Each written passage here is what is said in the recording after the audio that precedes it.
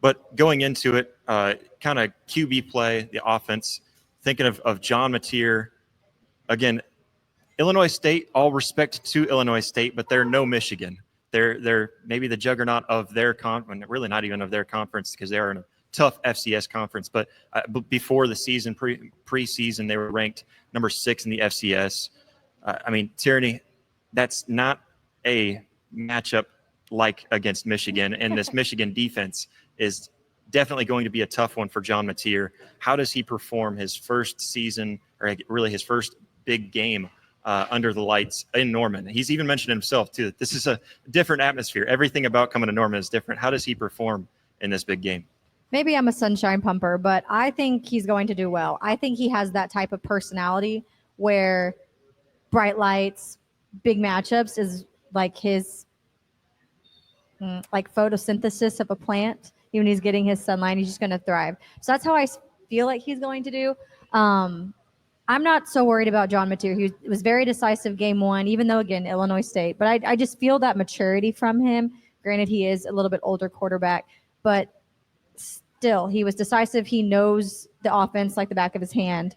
And so for him, it's going to be almost like automatic versus having to think about it a little bit more. So I'm really not worried about John Mateer at all. I think he's going to do very, very well. Again, I think he's even tough enough that even if that defensive line is going to get pressure on him, that he's going to be able to stay in the pocket and complete the throw, or he's shifty enough he can evade it. Now, I will say if they're coming out in full speed and he's trying to get, maybe we should get down at some points. But I'm really not worried about John Mateer at all. Maybe it's wishful thinking, but I think we have a good quarterback. I think we have a mature quarterback, a decisive quarterback, and a leader that I think under these bright lights is really going to show out.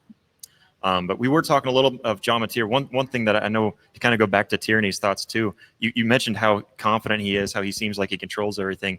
I heard Keontez Lewis in an interview talking about how he goes out there and he runs the offense. If he needs to make an audible, he makes the audible. That's how much Ben Arbuckle trusts him. He trusts the system. That's a lot of confidence for a guy. I know he knows Ben Arbuckle in that system, but to come to a new school and do that as well, I think that's really big.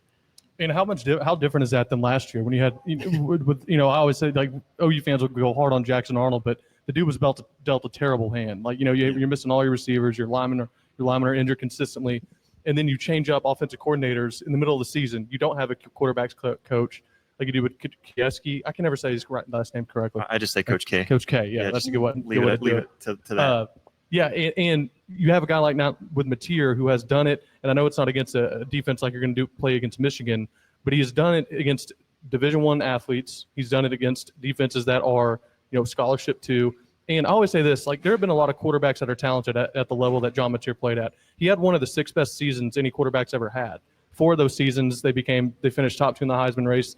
3 of them won it, right? And so when you look statistically, and that just doesn't fall off a tree. The dude's extremely talented. And what he's really good at when I watch him play is he has great anticipation and he throws confidently. He's not someone who I feel like he doesn't let the rush get to him. I think he knows he can rely on his athleticism in that way. And he plays with like an aura. And I know I was listening to y'all's show this week about the prediction show, and you were saying I'm happy to just see him out there and run. One, he's way bigger, I think, than people realize. Like, he's lower body like a linebacker. He's built, but he has a presence about him that if you watched Manziel or Baker or one of them, he has that same kind of confidence back there. Now, will he be? I hope he's as good as them, obviously. Will he be? I don't know. That's still yet to be seen. And this will be the best defense he's played. But he's passed every test so far, and he played really well against defenses and teams that had quote-unquote better athletes on paper. The defensive line for Michigan is going to be huge. They have 11 of their 13 are 6'4" and over 310 or 300. 8 of them are over 310. So they have size still. Now, they lost Mason Graham and Kenneth Grant. But they're still going to be good up front. And if you can perform well against a team that has a good rush, that's going to probably do as much as they can to make you one-dimensional.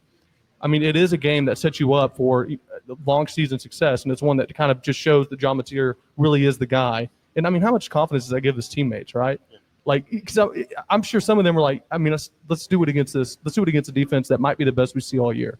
Well, yeah, and the confidence that you're giving everybody else, it all relies on the quarterback. Because the quarterback's the guy that gets the ball. He's the guy that gives the ball or keeps it himself, I suppose. But every single play. And you want to look over and know that the dude you're seeing get the snap is a the best player you got. He's Yeah. a dude, you know. And if he's got that confidence, everyone else has confidence in him because of his confidence. I'm Right. saying that word a lot. It doesn't make any sense in my head. But, yeah, I mean, it really does. It bleeds out to the rest of the team around you when your quarterback has that. And we'll get to Bryce Underwood, too.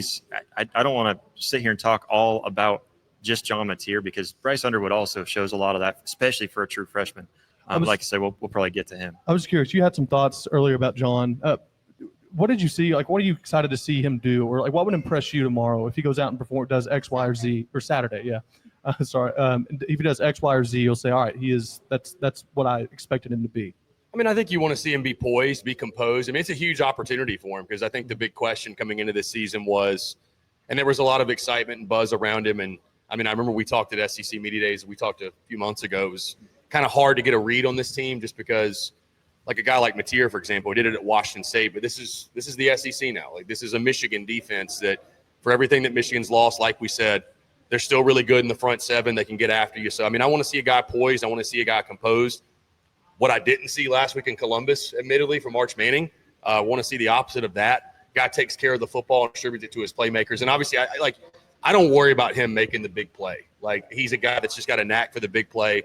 The bottom line, when you watch him, he's a ball player. I don't think it really matters the level, but it's a huge opportunity for him, man, to show the country what he's all about. And if there is going to be a Heisman campaign or he's going to make a run to New York and be in the conversation, starts in a game like this, man. I mean, you're going to have a lot of them in the SEC where you're going to be featured in prime time or you're going to be featured against a big opponent. But, you know, I think against this Michigan Wolverines team, the stage is set. I mean, that's what we said earlier in the week when we were previewing this game. Like, the stage is set for John Mateer in that offense, and he needs help. He needs help from guys. Getting Jaden Ott this week, I think, is huge. I heard you guys mention, of course, a couple of linemen coming back. So they need a push up front. It starts with the big uglies up front. But, I mean, the stage is set for John Mateer. So, again, I just want to see a guy most of all composed, in control of the offense, which he should be really comfortable with Ben Arbuckle calling the shots. He was with him last year. But guy that takes care of the football and, you know, when the big play is there, obviously take advantage. And I want to see – I'm really excited to see, like, him just work in person, the improvisation, the way he gets outside of the pocket, uses his legs, but also the downfield passing game.